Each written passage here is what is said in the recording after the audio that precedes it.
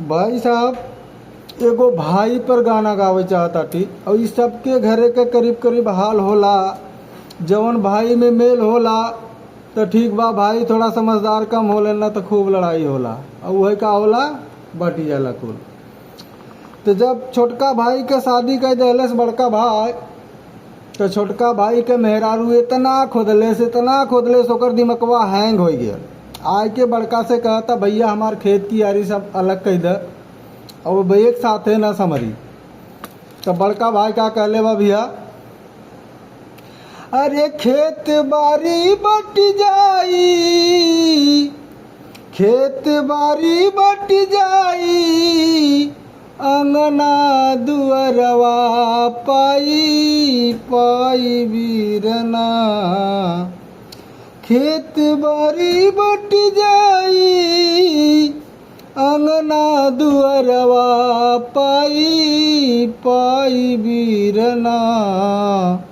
कैसे भाई के सनहिया बाटल जाई बीरना, कैसे भाई के सनहिया बाटल जाई बीरना। अरे खेत बारी बट जाई, अंगना दुअरवा पाई पाई बीरना। कैसे भाई के सनहिया बाटल जाई बीरना। कहले कि भैया जब छोट कर रहला ना, दुई पड़ाका मारत रहे तब वो वापस आवत रहला। आज मेहर आई गई तब मतलब बंटवारा करे चाहता रे। छोटका कहता भैया हमार मजबूरी बा। तब बड़का का कहले बा,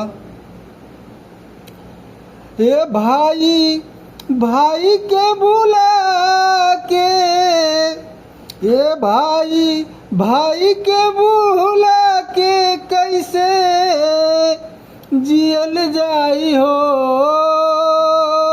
अरे जियल जाई हो। ए भाई भाई के भुला के, कैसे जियल जाई हो, अरे जियल जाई हो। माई पूछी सपनवा में त का कहल जाई हो, माई पूछी सपनवा में त का कहल जाई हो। ए भाई भाई के भुला के, ए भाई भाई के भुला के, कैसे जियल जाई हो, कैसे जियल जाई हो।